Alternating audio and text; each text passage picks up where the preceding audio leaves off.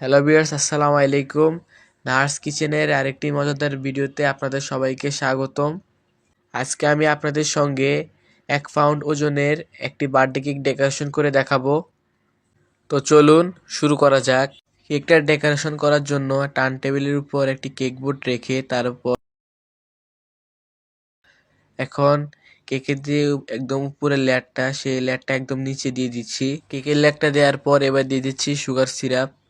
Sugar সিরাপটা প্রথম লেয়ারে ভালো মতন দেওয়ার পর এবার ক্রিম দিয়ে প্রথম লেয়ারটাকে ভালো মতন কভার করে নিব। তো এবার আমি দ্বিতীয় স্লাইসটা দিয়ে দিলাম। দ্বিতীয় লেয়ারটা দেওয়ার পর এবার সুগার সিরাপ আমি বেশি করে দিয়ে দিব। নিচের লেয়ারটা যেহেতু একটু হার্ড হয়, তো আমরা যেহেতু নিচের লেয়ারটি উপরে দিয়েছি তার জন্য আমি উপরের লেয়ারটাতে বেশি করে সুগার সিরাপ দিয়ে নিয়েছি। আর কেকের নিচের লেয়ারটা কিন্তু উপরে দিতে হবে, তাহলে কেকের ফিনিশিংটা ভালো আসবে। এরপর সামান্য একটু ক্রিম দিয়ে কেকটাকে ভালো মতন কোট করে নিচ্ছি, যাতে কেকের যে দানা দানাগুলো সেগুলোর জন্য ফিনিশিংয়ের পর উপর উঠে না আসে। কোট করে নেওয়ার পর এবার আরেকটু বেশি করে ক্রিম নিয়ে এবার ভালো মতন কেকটাকে কোট করে নিব। কেকের মধ্যে ক্রিমটা দিয়ে প্যালেটনের সাহায্যে এভাবে টেনে টেনে ক্রিম দিয়ে পুরো কেকটাকে কভার করে নিতে হবে। ক্রিমটা লাগানোর পর এমন একটি স্ক্র্যাপারের সাহায্যে ক্রিমটাকে ভালো মতন প্লেন করে নিব। তো আপনারা দেখতে পাচ্ছেন আমি কিভাবে করে নিচ্ছি। প্রথম স্ক্র্যাপারের সাহায্যে সাইডটাকে ভালো মতন প্লেন করে নিতে হবে, তারপর প্লেনের সাহায্যে উপরের সাইডটাকে ফিনিশিং আনতে হবে। কেকের উপরের অংশ ফিনিশিং দেওয়ার সময় প্যারাপনারটাকে আমি প্রতিবারই ক্লিন করে নিচ্ছি। খেয়াল করছেন হয়তো আপনারা, প্রতিবারে ক্লিন আমি, আপনারাও প্রতিবার ক্লিন করে ফিনিশিং আনবেন, এতে করে আপনার কেকের ফিনিশিংটা খুব ভালো হবে। এখানে আমি এখন তৈরি করে রাখা চকের গানাশ দিয়ে দিচ্ছি সাইড দিয়ে। চকের গানাশ দিয়ে দেওয়ার পর এবার প্যারাপনারের সাহায্যে প্লেন করে দিচ্ছি। তো দেখতেই তো পেলেন মাশাআল্লাহ কত অল্প সময়ে পারফেক্ট একটা ফিনিশিং চলে এসেছে। দেখতে পাচ্ছেন আমি টার্ন টেবিল ঘুরিয়ে ঘুরিয়ে প্যারাপনারের সাহায্যে কিভাবে প্লেন করে দিচ্ছি চকের গানাশটিকে। এবার চামচ সাহায্যে চকের গানাশ দিয়ে এবার কিছু ড্রপ দিয়ে দিচ্ছি। ড্রপ দিলে কেকটাকে অনেক সুন্দর দেখা যায়, তো সেই জন্য এই ড্রপগুলো দেওয়া। যিনি এই কেকটা অর্ডার দিয়েছিলেন তিনি একটি নাম দিয়েছিলেন, নামটা কেকের উপর লিখে দেওয়ার জন্য। তো আমি এখানে ফাউন্ডেটের মাধ্যমে নামটা লিখে দিচ্ছি। ফাউন্ডের উপর যে কালি দিয়ে নামটা লেখা সেই কালিটা কিন্তু খাওয়া যায়, এবং ফাউন্ডেটটা কিন্তু খাওয়ার ফাউন্ডেট। এবার আমি 6B নলের সাহায্যে চারপাশে কিছু ফুল এঁকে দিব।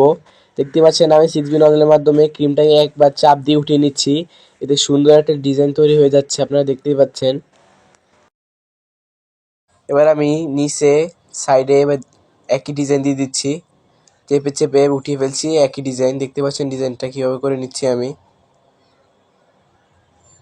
একবার চাপ দিয়ে উঠিয়ে ফেলছি, এতে সুন্দর একটা ডিজাইন তৈরি হয়ে যাচ্ছে। এবার বড় বড় যে ফুলগুলো দিয়েছিলাম কেকের উপরে সেগুলো সাইডে ছোট ছোট করে আবার আরেকবার ফুল এঁকে দিচ্ছি। ফুল এঁকে দেওয়ার পর যে গ্যাপগুলো ছিল সেই গ্যাপগুলোর মাঝে আবার ফুল এঁকে দিচ্ছি।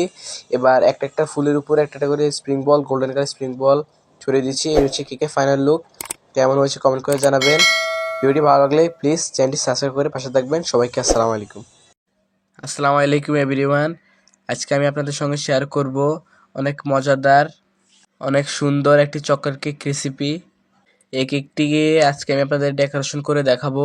আশা করি ভিডিওটি আপনাদের ভালো লাগবে এবং উপকারে আসবে। তো চলুন কথা না বেরিয়ে শুরু করা যাক। তো প্রথমে একটি কেক বোর্ডে ক্রিম লাগিয়ে তার উপর কেকের একটি স্লাইস বসিয়ে দিয়েছি। তারপর দিয়ে দিব সুগার সিরাপ। সুগার সিরাপ ভালো করে দিয়ে এবার দিয়ে দিলাম আমি হোয়াইট ক্রিম। এবার একটি স্প্যাচুলার সাহায্যে ক্রিমটাকে দিয়ে কেকের প্রথম স্লাইসে একদম ভালো মতন কভার করে নেব।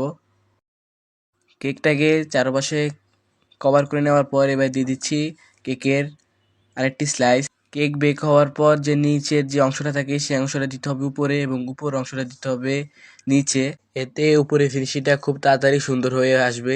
এবার দিয়ে দিচ্ছি সুগার সিরাপ। সুগার সিরাপ দিয়ে এবার দিয়ে দিব হোয়াইট ক্রিম। অল্প একটু হোয়াইট ক্রিম দিয়ে ভালো মতন কেকটাকে কোট করে নিব, যাতে কেকের কোনো দানা দানা ভাব ফিনিশিং আনার সময় উপরে না উঠে আসে। কেকটাকে ক্রিম দিয়ে কোট করে নেওয়ার পর 20 মিনিটের জন্য ফ্রিজে রেখে দিব। কাজ করার মধ্যে আমি আপনাদের একটা রিকোয়েস্ট করতে চাই, ভিডিও যদি একটু উপকার হয়ে থাকে প্লিজ চ্যানেলটি সাবস্ক্রাইব করে আমাদের পাশে থাকতে ভুলবেন না।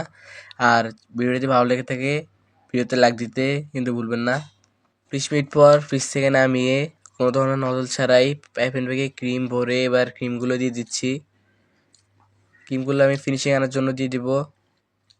দেখতে পাচ্ছেন আমি প্যারাফিনের সাহায্যে কিভাবে ক্রিমগুলো দিয়ে দিচ্ছি। এবার একই ক্রিম সাইড দিয়েও দিয়ে দিচ্ছি।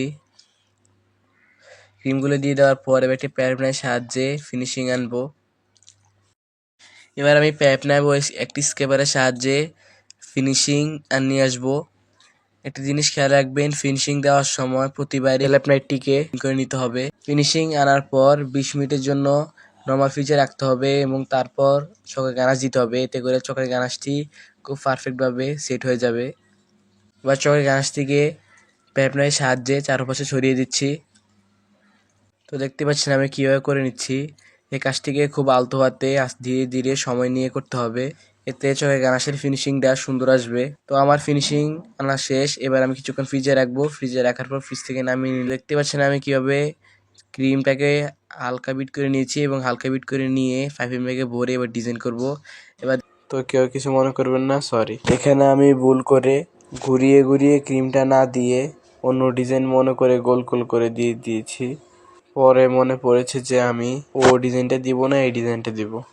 ওই ডিজাইনের ভিডিও অলরেডি আমার চ্যানেলে দেওয়া আছে, চাইলে দেখে আসতে পারেন। এবার শাস্তিকারের সাহায্যে একদিক থেকে ঘুরিয়ে ঘুরিয়ে একটা জায়গায় নির্দিষ্ট জায়গায় নিয়ে আসছি। এতে করে দেখতে পাচ্ছেন কত সুন্দর একটা ডিজাইন চলে আসলো। তো দেখতে পাচ্ছেন ডিজাইনটা কত সুন্দর লাগছে। এবার মাঝখানে আমি কিছু স্প্রিং বল দিয়ে দেব। ভিডিওটি কেমন লাগলো কমেন্ট করে জানাবেন। আমার ভিডিওতে যদি নতুন হয়ে থাকেন প্লিজ চ্যানেলটি সাবস্ক্রাইব করে আমাদের পাশে থাকবেন। আজ এই পর্যন্তই, দেখা হবে অন্য কোনো ভিডিওতে। সে পর্যন্ত সবাই ভালো থাকবেন, সুস্থ থাকবেন। সবাইকে বিদায় জানিয়ে আজকের ভিডিও শেষ করছি। সবাইকে আসসালামু আলাইকুম।